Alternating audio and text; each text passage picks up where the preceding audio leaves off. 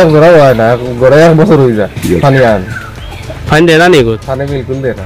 জি না, তো শুধু গাড়িয়া গেছে হলে পানি তো পাইছেন। প্রকল্প আছে তবুও মিলছে না বিশুদ্ধ পানীয় জল। বছর খানেক আগে নির্মিত হওয়া প্রকল্প থেকে বিশুদ্ধ পানীয় জল থেকে বঞ্চিত কুর্তি গ্রামের জনগণ। গ্রামের জনগণ বিশুদ্ধ পানীয় জলের পরিবর্তে পুকুর বা নিজেদের তৈরি কুয়োর অপরিশোধিত জলের উপরে নির্ভরশীল। এই অপরিশোধিত জল ব্যবহার করে বিভিন্ন ধরনের জলবাহিত রোগে আক্রান্ত হচ্ছেন কুর্তির জনগণ। বর্তমানে শুকনো সময় গ্রামে এক ধরনের পানীয় জলের সংকট দেখা দিয়েছে। কেন্দ্রীয় সরকার জল জীবন মিশন প্রকল্পের অধীন বিভিন্ন গ্রামে জল প্রকল্প নির্মিত করছে।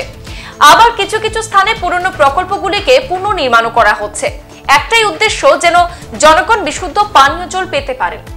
বছর খানেক আগে পাথারকান্দির আসাম ত্রিপুরা সীমান্তবর্তী কাঁঠালতলির কুর্তি বড়বাড়ি জল সরবরাহ প্রকল্প পুনর্নির্মাণ করা হয়।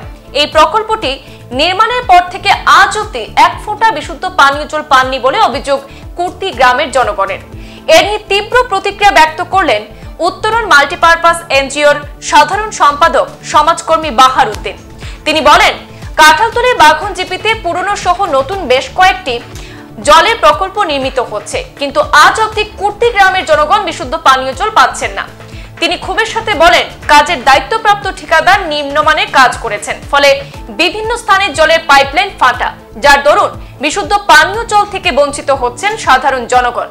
এ নিয়ে বিভাগীয় কর্তৃপক্ষের কাছে বহু আবেদন নিবেদন করেছেন, কিন্তু কর্তৃপক্ষ থেকে কোনো ধরনের সদুত্তর বা সফলতা আজও মেলেনি বলে ক্ষোভ ঝাড়েন তিনি। এই বিষয়টি তদন্তক্রমে গ্রামে বিশুদ্ধ পানীয় জল সরবরাহের ব্যবস্থা করার জন্য রাজ্য সরকারের বিভাগীয় কর্তৃপক্ষ সহ স্থানীয় বিধায়ক কৃষ্ণেন্দু পালের আশু হস্তক্ষেপ কামনা করেছেন বাহার উদ্দিন সহ গ্রামের ভুক্তভোগী জনগণ।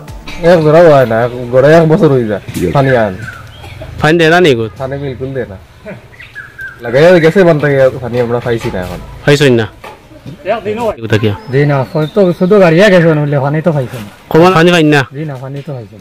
এখন একদিন আইছে না, একদিনও আইছে। প্রায় মৃত ওয়াটার সাপ্লাই প্রত্যেকটা এবং নতুন ওয়াটার সাপ্লাই আমাদের সরকার কাজ করে সম্পূর্ণ করে দিয়েছেন। এর জন্য আমি সরকারকে ধন্যবাদ জানাচ্ছি, কিন্তু সঙ্গে সঙ্গে পরিতাপের বিষয় বিভাগীয় কর্তৃপক্ষের গাফিলতির জন্য এই যে পাইপলাইন যেগুলো করা হয়েছে প্রত্যেকটা পাইপলাইন ফাটা, এবং আজ পর্যন্ত এই জল সরবরাহ প্রকল্পের মাধ্যমে সম্পূর্ণ কাজ শেষ হওয়ার পরেও কিন্তু আজ প্রায় বছরের উপর আমাদের গ্রামবাসীর মানুষ জল পাচ্ছেন না। আর এই এলাকায় বর্তমানে বিশুদ্ধ জলের অভাবে মানুষ বিভিন্ন নানা রোগে আক্রান্ত হচ্ছেন এবং পানির জন্য মানুষ হাহাকার। এলাকায় জলের সুব্যবস্থা নেই, বিশুদ্ধ জলের কোনো ব্যবস্থা নেই। এত নিম্ন স্তরে কাজ করেছেন কন্ট্রাক্টর এবং বিভাগীয় কর্তৃপক্ষের সহযোগিতায়।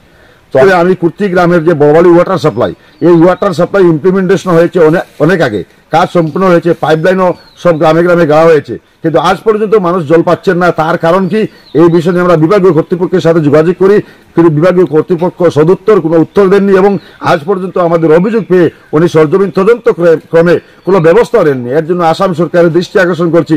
মাননীয় মুখ্যমন্ত্রী, আমাদের কর্মবীর বিধায়ক কৃষ্ণেন্দু পাল মহাশয় তথা আমাদের আসামের মাননীয় মুখ্যমন্ত্রী হিমন্ত বিশ্ব শর্মা মহাশয় এবং ভারত সরকারের আমি দৃষ্টি আকর্ষণ করছি যে এই বিষয় নিয়ে অনতিবিলম্বে বাগনজীবীর যে কয়েকটা ওয়াটার সাপ্লাই সম্পূর্ণ হয়েছে এগুলো তদন্ত করে গ্রামের মানুষের সাথে যোগাযোগ করে আমাদের জলের সুব্যবস্থা করে দেওয়ার জন্য আমি সরকারের প্রতি আশু দৃষ্টি কামনা করছি। সংবাদ এই পর্যন্তই। অন্যান্য আপডেট পেতে চোখ রাখুন পূর্বাঞ্চল প্রতিদিনে। ধন্যবাদ।